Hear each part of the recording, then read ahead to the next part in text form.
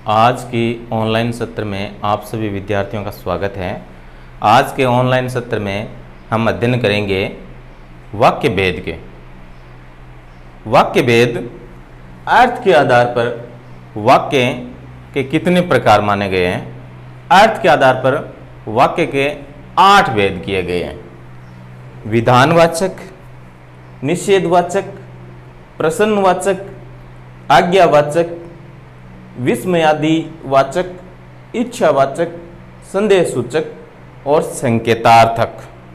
ये वाक्य के भेद हैं अर्थ के आधार पर। अर्थ के आधार पर वाक्य के 8 भेद किए गए हैं। जैसे विधानवाचक है तो इसमें किस प्रकार के वाक्य आते हैं? जिस वाक्य में किसी काम का होना पाया जाए या किसी बात का होना पाया जाए, उस प्रकार के जो वाक्य होते हैं वो विधानवाचक वाक्य के अंतर्गत आते हैं। जैसे उदाहरण देखते हैं।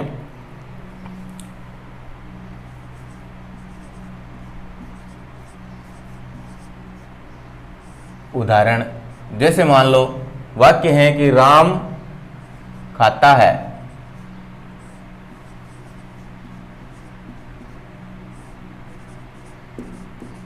राम खाता है तो इसमें किसी काम का होना पाया जा रहा है। राम खाता है तो कोई काम हो रहा है।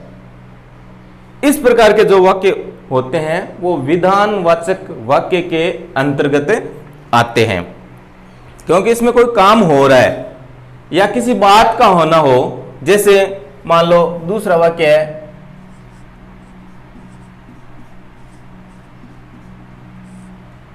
संगीता मेरी सहेली है।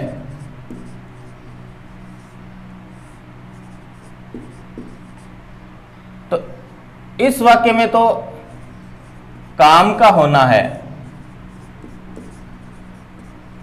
और इसमें बात का होना है।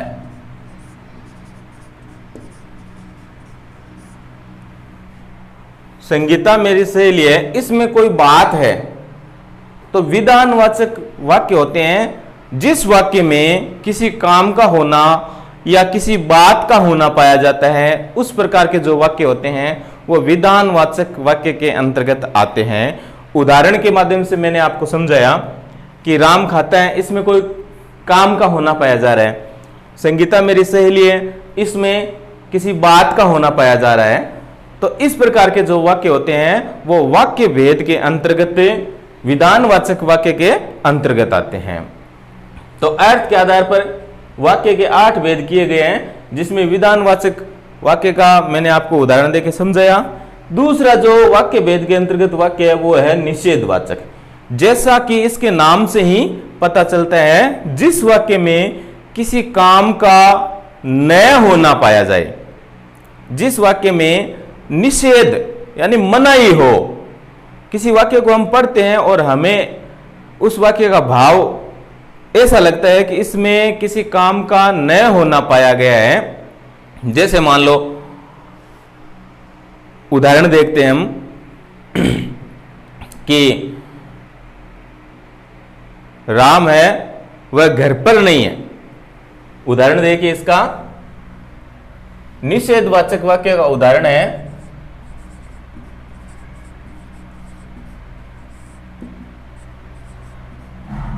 राम घर पर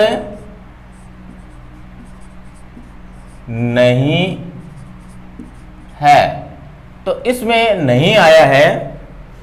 निषेधवाचक वाक्य जिस वाक्य में काम का न होना पाया जाए या मनाही का भाव प्रकट हो, उस प्रकार के जो वाक्य होते हैं वो निषेधवाचक वाक्य के अंतर्गत आते हैं। उदाहरण है, राम घर पर नहीं है, तो इसमें हमें पता चलता है कि राम है वह घर पर नहीं है। तो एक मनाही का भाव निकल रहा है, ना का भाव निकल रहा है। इस प्रकार के जो वाक्य होते हैं वो निषेधवाचक वाक्य के अंतर्गत आते हैं।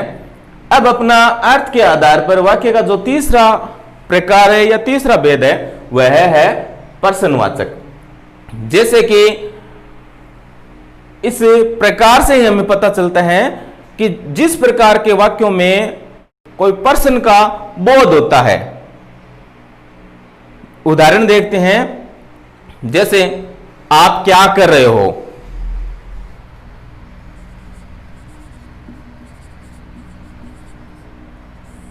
उदाहरण है, आप क्या कर रहे हो। तो इसमें ये जो क्या शब्द आया है, इससे हमें पता चलता है कि कोई पर्सन कर रहा है। जिस प्रकार के वाक्य या वाक्य में किसी प्रश्न का बोध होता है, पर्सन का भाव होता है, उस प्रकार के जो वाक्य होते हैं वो प्रश्नवाचक वाक्य के अंतर्गत आते हैं। अब अपना जो अगला वाक्य का भेद है वह है आज्ञावाचक वाक्य। किसी वाक्य को हम पढ़ते हैं तो उस वाक्य में कोई आज्ञा देने का भाव हो या आदेश का भाव हो या विनय का भाव प्रकट होता हो, उस प्रकार के जो वाक्य होते हैं वो आज्ञावाचक वाक्य के अंतर्गत आते हैं।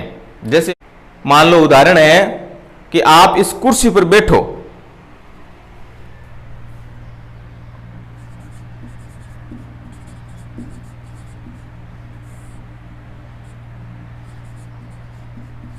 आप इस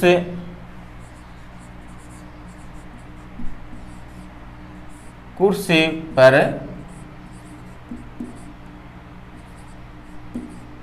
बैठो। इसमें एक विनय का भाव है कि आप इस कुर्सी पर बैठो, या आज्ञा दी गई है कि आप इस कुर्सी पर बैठो। तो इस प्रकार के जो वाक्य होते हैं वो वाक्य भेद के अंतर्गत, आज्ञावाचक वाक्य के अंतर्गत आते हैं। अब अपना जो वाक्य भेद है उसका जो पांचवा प्रकार है वो है विस्मयादिवाचक वाक्य। इस प्रकार के वाक्य में किस प्रकार के उदाहरण आते हैं वो देखते हैं। यह अर्थ के आधार पर वाक्य के 8 भेद है, जिसमें से अपना पांचवा जो प्रकार है वो है विस्मयादिवाचक वाक्य। इस प्रकार के वाक्यों में हर्ष, शोक, घृणा के भाव प्रकट होते हैं। जैसे उदाहरण के माध्यम से हम समझते हैं कि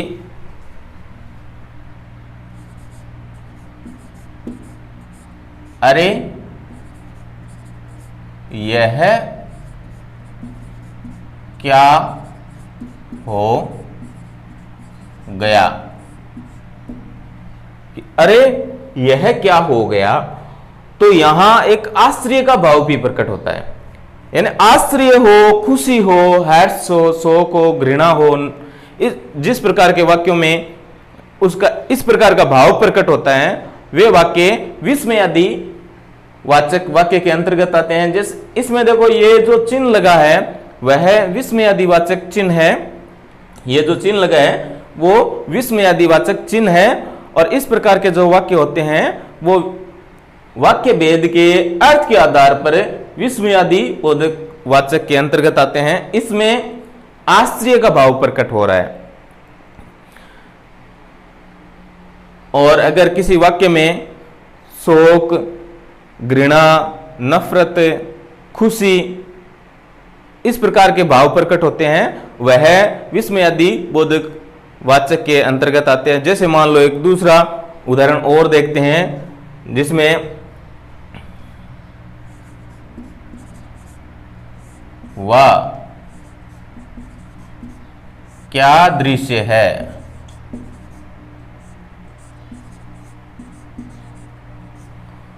वाह है क्या दृश्य है, इसमें एक खुशी झलक रही है।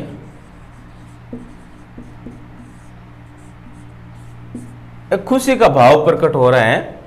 और ये जो चिन्ह लगा है वह विस्मयादि वाचक चिन्ह है और इसमें खुशी दर्श रही है। किसी सुंदर दृश्य को देखकर ऐसे मन में खुशी का भाव प्रकट हो रहा है। तो इस प्रकार के जो वाक्य होते हैं वो विस्मयादि वाचक वाक्य के अंतर्गत आते हैं। अब अपना वाक्य भेद के अंतर्गत जो अगला वाक्य है वह है इच्छावाचक। इच्छावाचक वाक्य हैं। इस वाक्य के अंतर्गत जिस वाक्य से किसी इच्छा का होना प्रकट होता है, जैसे मान लो इच्छा, कामना का बोध होता हो, उस प्रकार के जो वाक्य होते हैं वो इच्छावाचक वाक्य के अंतर्गत आते हैं। उदाहरण देखते हैं। जैसे मान लो इच्छावाचक वाक्य का उदाहरण है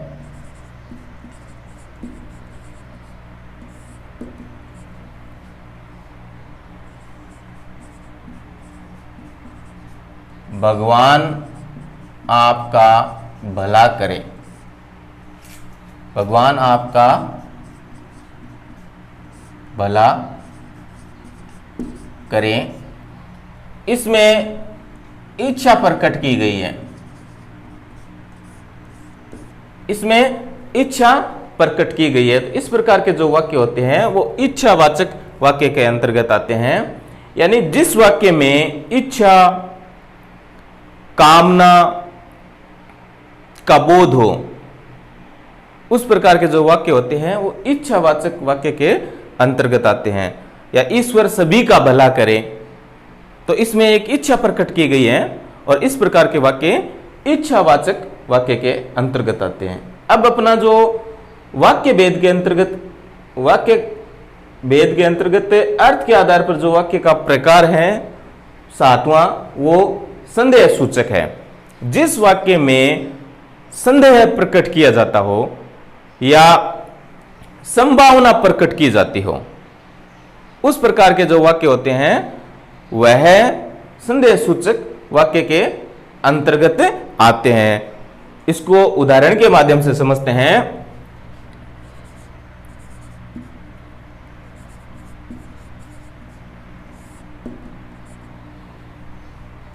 शायद वे कल आए।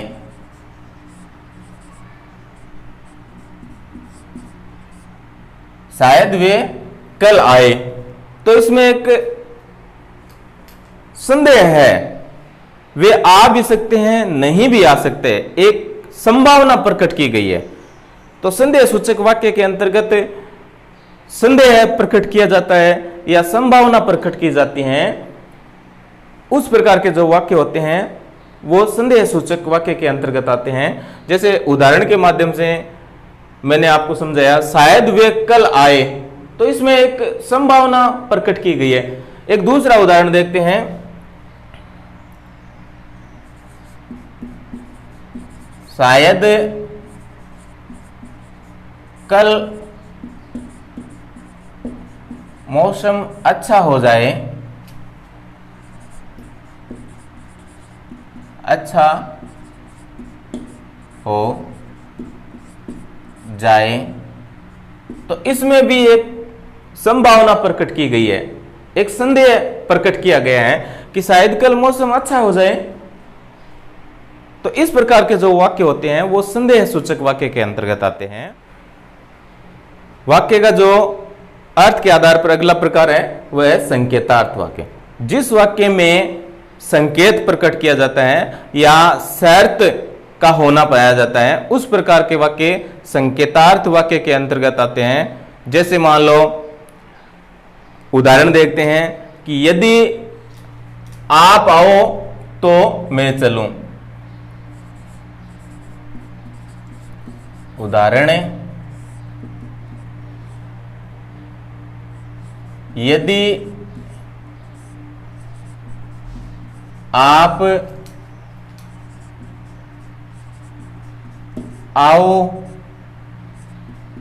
तो मैं भी चलूं। तो इसमें एक शर्त का सा भाव प्रकट होता है, एक संकेत दिया जाता है कि यदि आप आओगे तो मैं भी चलूंगा। जैसे उदाहरण देखते हैं दूसरा वाक्य, यदि बारिश होती, यदि बारिश हो तो फसल, यदि बारिश हो तो फसल अच्छी होगी, तो फसल अच्छी होगी।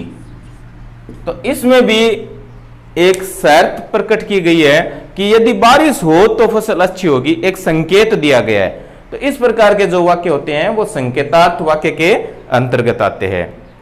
आज हमने वाक्य भेद के अंतर्गत अर्थ के आधार पर वाक्य के कितने भेद होते हैं उनको पढ़ा। आशा है आप सभी को समझ में आया होगा। धन्यवाद।